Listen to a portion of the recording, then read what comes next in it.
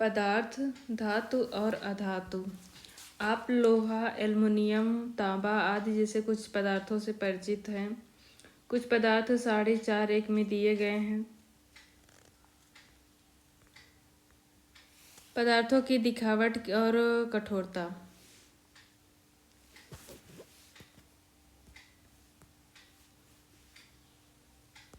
वस्तु पदार्थ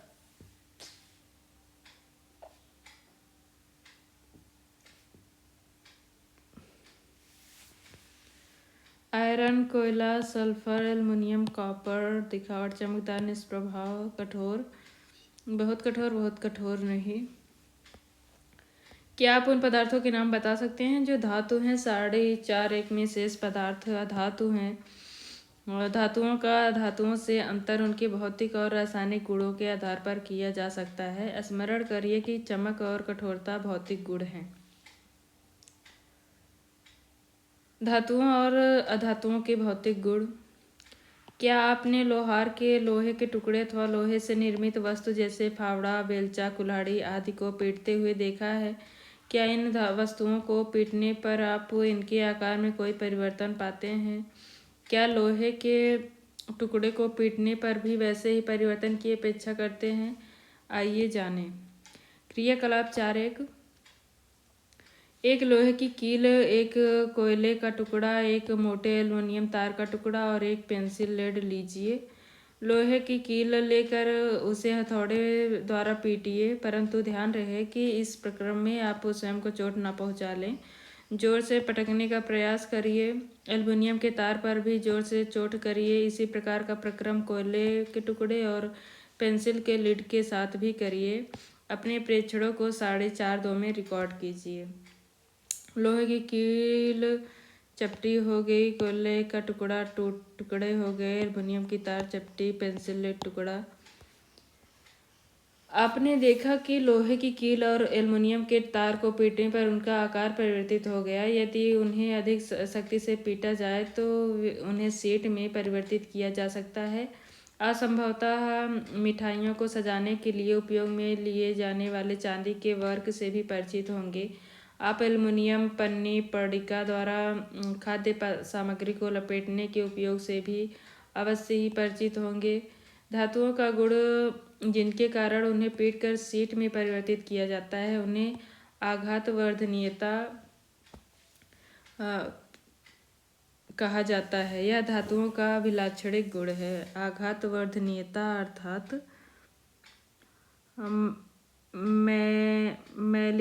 मेलिबिलिटी कहा जाता है। यह धातुओं का विलाक्षणिक गुण है। जैसा आपने देखा होगा, कोयले और पेंसिल लेड जैसे पदार्थ यह गुण प्रदर्शित नहीं करते। क्या हम इन्हें धातु कह सकते हैं? क्या आप बिना प्लास्टिक या लकड़ी के हत्थे वाले गर्म धातु के पात्र को स्वयं को बिना आघात पहुंचाए पकड़ सकते हैं? शायद नहीं। क्यों? कुछ अन्य अनुभवों की सूची बनाने का प्रयास करिए जिसमें एक लकड़ी या प्लास्टिक का हत्था आपको घायल होने से बचाता है। जब आप गर्म वस्तुओं को पकड़ते हैं, इन अनुभवों के आधार पर आप लकड़ी और प्लास्टिक द्वारा ऊष्मा के चालन के विषय में क्या कह सकते हैं? आपने एक विद्युत कर्मी को पेंचकस से काम करते देखा होगा। इसका हत्था किस प्रक्रम का बना होता है? आइए जानें। क्रियाकलाप 4.2। याद रखिए, किसी वस्तु में विद्युत का प्रवाह होता है या नहीं, यह परीक्षण करने हेतु विद्युत परिपथ कैसे बनाया जाता है। 4.2 कक्षा 6 में पढ़ा था। विभिन्न क्रियाकलाप वस्तुओं की क्रियाकलाप द्वारा होगा। अब इसी क्रियाकलाप को 4.5 में दिए गए पदार्थों के साथ दोहराइए। प्रेक्षण लीजिए और इन पदार्थों को कुचालकों और सुचालकों में वर्गीकृत करिए। पदार्थों की वैद्युत चालकता। लोहे की छड़, गंधक, कोयला, तांबे की तार। आपने पाया कि लोहे की छड़, कील और तांबे का तार सुचालक है, जबकि गंधक और कोयला कुचालक है। ओहो, हमने अनुभव स्मरण करने और फिर इस क्रियाकलाप का अर्थ अपने अनुभव स्मरण करने और फिर इस क्रियाकलाप का अर्थ यह दिखाना था कि धातु ऊष्मा और विद्युत के सुचालक होते हैं। यह हमने कक्षा 6 में सीखा था। आप एल्युमिनियम और तांबे की तारों का उपयोग कहाँ देखते हैं? क्या आपने कोयले की तारें देखी हैं? निश्चित रूप से नहीं। धातुओं का यह गुण जिससे उन्हें खींचकर तारों में परिवर्तित किया जा सकता है तन्यता अर्थात डक्टिलिटी कहलाता है। क्या आप डक्टिलिटी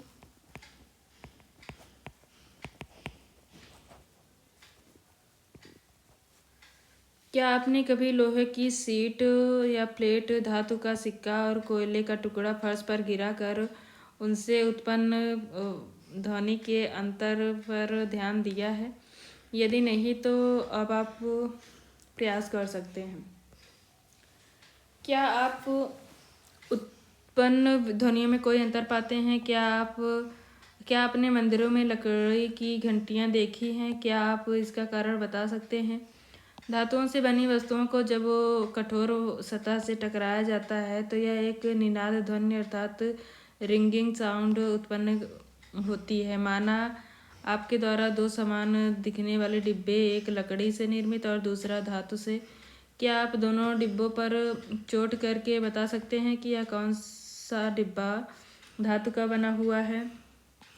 क्योंकि धातु गायन ध्वनियाँ उत्पन्न करते हैं अतः वे ध्वनिक कहलाते हैं। धातुओं के अलावा अन्य पदार्थ ध्वनिक नहीं होते हैं।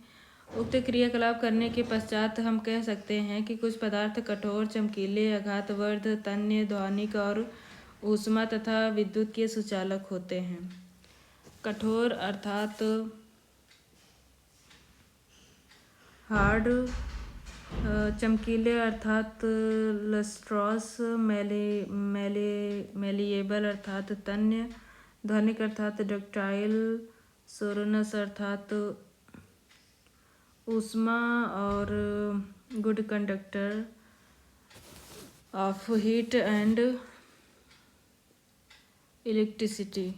पदार्थ जिनमें सामान्यतः ये गुण होते हैं धातु कहलाते हैं। धातुओं के उदाहरण iron, copper, aluminium, calcium, magnesium इत्यादि। इसके विपरीत कोयले और सल्फर जैसे पदार्थ नरम हैं तथा दिखने में मलिन हैं। ये हथौड़ों की हल्की चोट से टूटकर चूरा हो जाते हैं, ध्वनिक नहीं हैं और ऊष्मा तथा विद्युत के कुचालक हैं। ये पदार्थ अधातु कहलाते हैं। अधातुओं के उदाहरण हैं सल्फर, कार्बन, ऑक्सीजन, फास्फोरस इत्यादि। सोडियम और पोटेशियम धातु नरम होते हैं और उन्हें चाकू से काटा जा सकता है।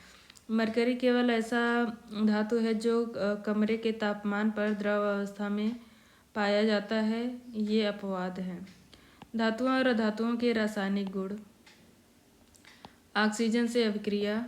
आप आयरन में जंग लगने की परिघटना से परिचित हैं। जंग लगने की अभिक्रिया का स्मरण करिए। आपने कक्षा 7 में मैग्नीशियम रिवर के वायु में दहन का क्रियाकलाप किया है।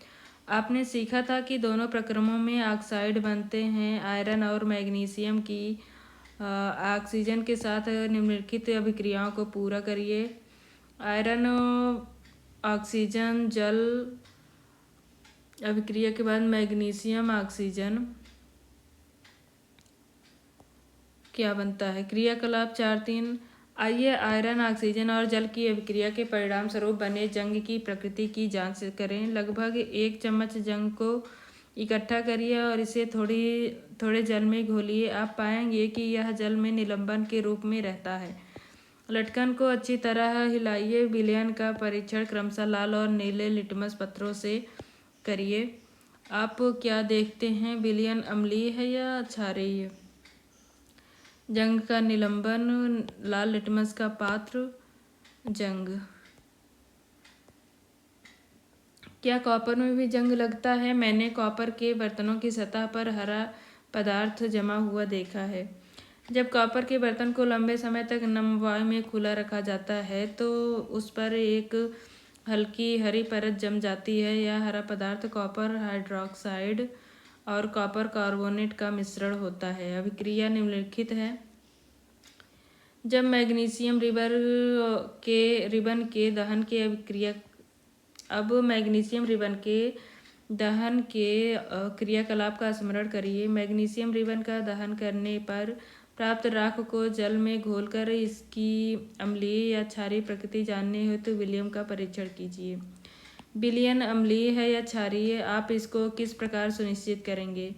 आपने प्रेक्षण किया होगा कि लाल लिटमस नीला हो जाता है, इसीलिए मैग्नीशियम के ऑक्साइड की प्रकृति क्षारीय होती है। सामान्यतः धातु ऑक्साइड क्षारीय प्रकृति के होते हैं। आइए अब धातुओं की ऑक्सीजन के साथ अभिक्रिया का प्रेक्षण करें। क्रियाकलाप 4.4 शिक्षक द्वारा कक्षा में प्रदर्शित की जाए। चूड़ित सल्फर की कुछ मात्रा एक उद्दहन चम्मच में लीजिए और उसे गर्म करिए। यदि उद्दहन चम्मच उपलब्ध ना हो तो आप किसी भी बोतल का धातु का ढक्कन ले सकते हैं। इसके चारों एक धातु का तार लपेट दीजिए, जैसा कि चित्र 4.4 में दिखाया गया है। जैसे ही सल्फर जलना प्रारंभ हो तो चम्मच को एक गैस जार या कांच के गिलास में ले जाइए। गिलास को एक ढक्कन से ढक दीजिए, जिससे बढ़ने वाली गैस बाहर ना जा सके। कुछ समय पश्चात चम्मच को हटा दीजिए। गिलास में थोड़ा जल डालिए और तुरंत ढक्कन से वापस ढक दीजिए। अब गिलास को भली भांति हिलाइए। विलयन का परीक्षण क्रमशः लाल और नीले लिटमस पत्रों से करिए। काम चलाओ दहन चम्मच सल्फर चूड़ का दहन। लिटमस पत्रों द्वारा विलयन का परीक्षण। अम्लों और क्षारों में धातु और अधातु। कैल्शियम हाइड्रोक्साइड धातु कैल्शियम, अम्ल सल्फ्यूरिक एसिड धातु सल्फर। सल्फर और ऑक्सीजन की अभिक्रिया में बनने वाले उत्पाद का नाम सल्फर डाइऑक्साइड गैस है। जब सल्फर डाइऑक्साइड को जल में विलय करते हैं तो सल्फ्यूरिक अम्ल प्राप्त होता है। अभिक्रिया निम्न प्रकार से दी जा सकती है।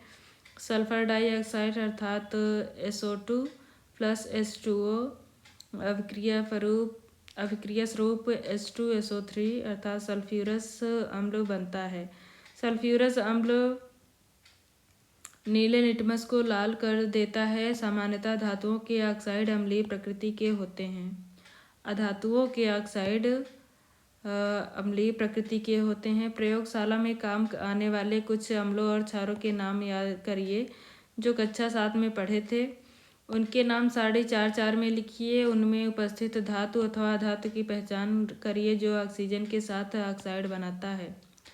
जल के साथ अभिक्रिया। आइए देखें धातु और अधातु किस प्रकार जल से अभिक्रिया करते हैं। सोडियम धातु बहुत अभिक्रियाशील होता है। यह ऑक्सीजन और जल के साथ अत्यंत तीव्र अभिक्रिया करता है। अभिक्रिया में बहुत अधिक ऊष्मा उत्पन्न होती है, इसलिए यह मिट्टी के तेल में संचित रखा जाता है। क्रियाकलाप 4.5 शिक्षक द्वारा कक्षा में प्रदर्शित की जाए। प्रदर्शन के समय विशिष्ट सावधानी रखी जाए कि सोडियम धातु के टुकड़े का आकार लगभग गेहूं के दाने के बराबर हो। इसे चिमटी द्वारा पकड़ा जाए। एक 2.5 ml की बीकर या कांच का गिलास लीजिए। इसे आधा जल से भर दीजिए। अब सावधानी पूर्वक एक छोटा सोडियम धातु का टुकड़ा काटिए। फिल्टर पत्र का उपयोग कर इसे सुखा लीजिए और फिर रुई के छोटे टुकड़े से लपेट लीजिए। रुई से लिपटे सोडियम के टुकड़े को बीकर में डाल दीजिए। सावधानी पूर्वक प्रेक्षण लीजिए। प्रेक्षण लेते समय बीकर से दूर रहें। जब अभिक्रिया बंद हो जाए बीकर को छुइए। क्या आप अनुभव करते हैं? क्या बीकर गर्म हो गया है? विलयन का लाल और नीले लिटमस पत्रों से परीक्षण करिए। विलयन अम्लीय हो गया है या क्षारीय? सोडियम की जल से अभिक्रिया। आपने देखा कि सोडियम जल के साथ तीव्र अभिक्रिया करता है। कुछ अन्य धातु ऐसा नहीं करते। उदाहरण के लिए आयरन जल से धीमी अभिक्रिया करता है। सामान्यतः अधातु जल से अभिक्रिया नहीं करते, यद्यपि वे वायु में बहुत सक्रिय हो सकते हैं।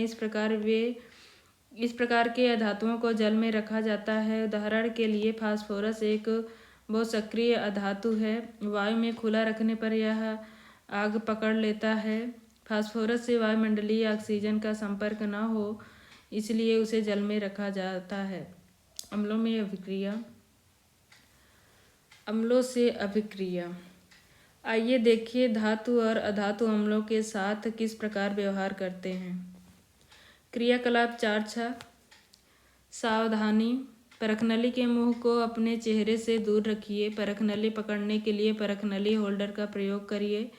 4.5 में सूचीबद्ध धातुओं को और अधातुओं के नमूने पृथक परखनलियों में लीजिए और उन्हें ABCDEF से चिन्हित कर दीजिए।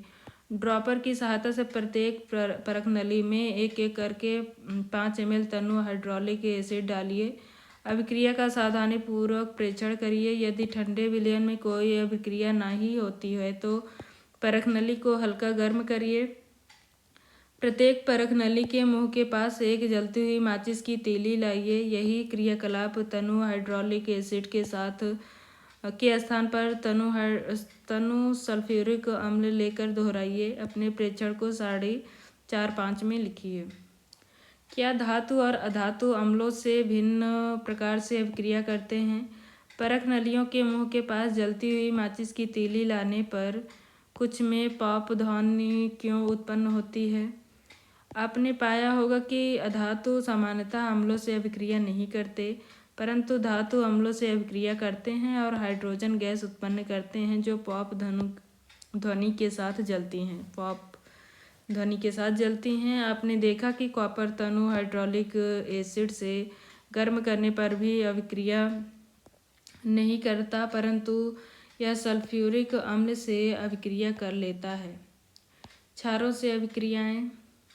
क्रियाकलाप 4.7 शिक्षक द्वारा प्रदर्शित की जाए। सोडियम हाइड्रोक्साइड विलयन बनाते समय सावधानी बरतिए कि सोडियम हाइड्रोक्साइड की टिकियाओं को प्लास्टिक स्पैचुला से ही पकड़ें। एक परखनली में सोडियम हाइड्रोक्साइड का ताज़ा विलयन उसकी 3-4 टिकियाँ 5 ml जल में घोलकर मिलाइए। इसमें एक एल्युमिनियम की पन्नी का टुकड़ा डालिए। एक जलती हुई माचिस की तीली परखनली के मुंह के निकट लाइए। ध्यान से प्रेक्षण लीजिए।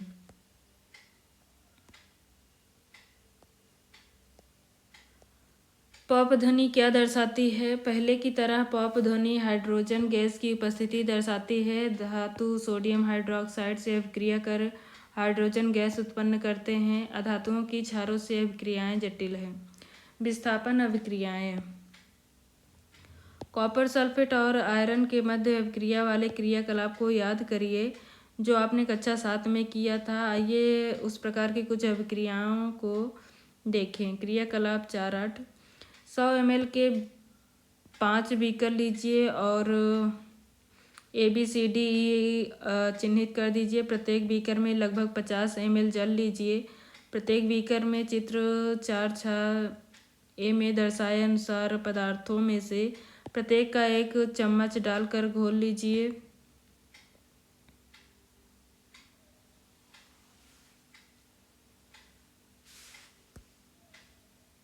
बीकरों को बिना छेड़े कुछ समय तक रखा रहने दीजिए। अपने प्रेक्षणों को नोटबुक में रिकॉर्ड कीजिए। आप विभिन्न बीकरों में क्या परिवर्तन देखते हैं?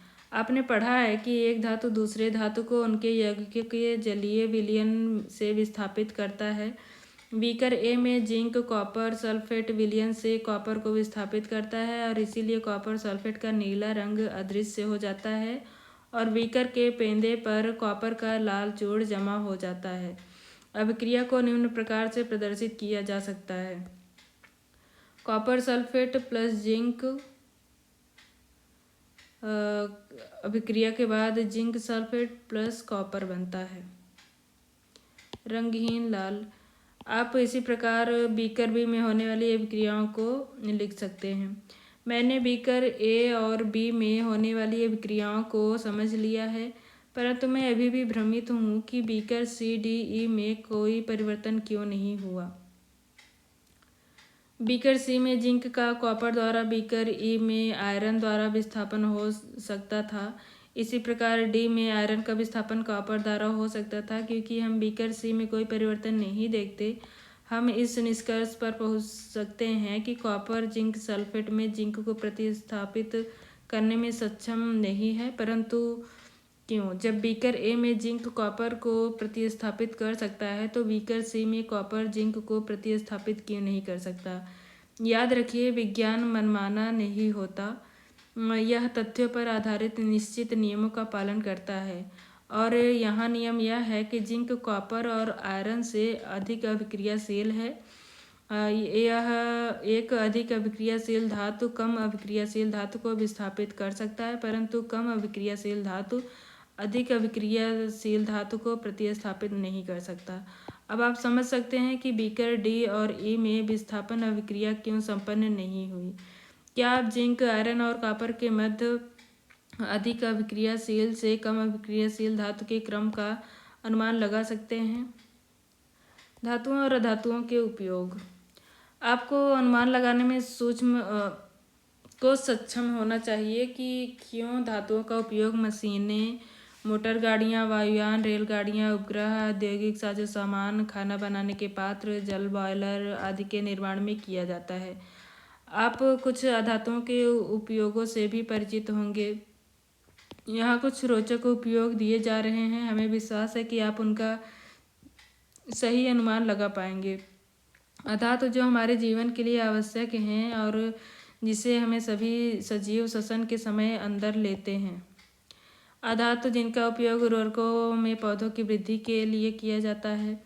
अधातु जिसका उपयोग जल शुद्धिकरण प्रक्रमों में किया जाता है। अधातु जिनका बैंगनी रंग का विलयन एंटीबायोटिक के रूप में घावों पर लगाया जाता है।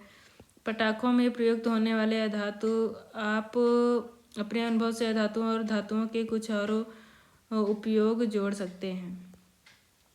मैंने सुना है कि पौधों में मैग्नीशियम पाया जाता है। यह उनमें किस रूप में पाया जाता है? डॉक्टर ने मेरे शरीर में आयरन की कमी बताई है। मेरे शरीर में आयरन कहाँ है? आपने कक्षा 7 में सीखा है कि रासायनिक अभिक्रिया में नए पदार्थ बनते हैं। ये पदार्थ उन पदार्थों से भिन्न होते हैं जिनमें अभिक्रिया होती है। यदि कोई पदार्थ रासायनिक अभिक्रियाओं द्वारा ठंडा करके गर्म कर अथवा विद्युत अपघटन द्वारा और अधिक विघटित नहीं किया जा सकता तो वह तत्व कहलाता है। सल्फर एक तत्व है। इसी प्रकार आयरन और कार्बन भी एक तत्व है। तत्व के एक नमूने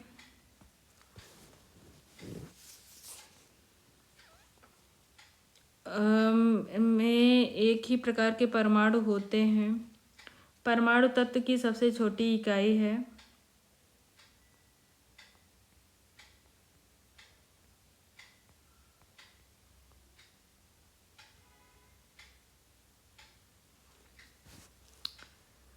पदार्थ अर्थात मैटर।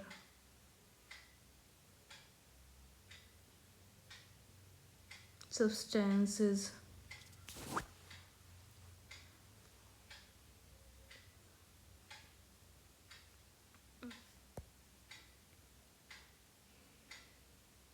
परमाणु तत्व की सबसे छोटी इकाई होती है। तत्व के भौतिक परिवर्तनों में तत्व के परमाणु अप्रभावित होते हैं। उदाहरण के लिए द्रव सल्फर का परमाणु पूर्ण रूप से ठोस अथवा वाष्प सल्फर के परमाणु के समान होता है। यद्यपि ब्रह्मांड में पदार्थों की असंख्य किस्में हैं जिन्हें पदार्थ सब्सटेंसेस तत्व अर्थात एलिमेंट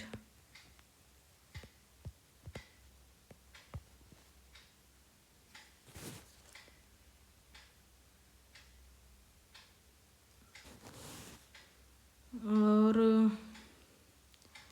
परमाणु अर्थात एटम।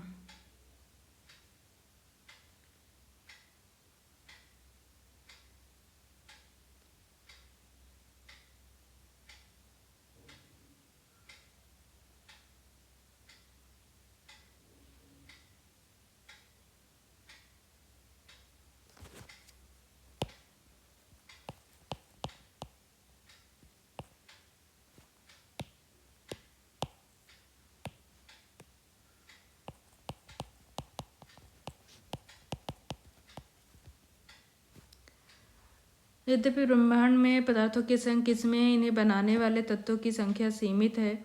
प्राकृतिक रूप से पाए जाने वाले तत्वों की संख्या 94 से अधिक नहीं है। धातुओं और अधातुओं के रूप में तत्वों का एक महत्वपूर्ण वर्गीकरण है। अधिकांश तत्व धातु हैं।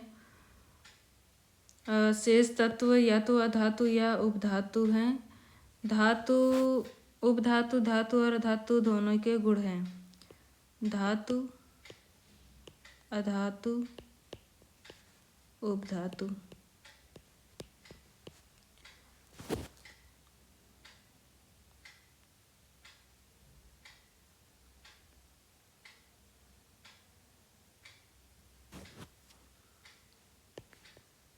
Metal,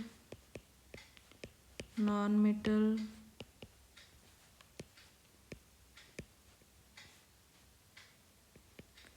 metalloid.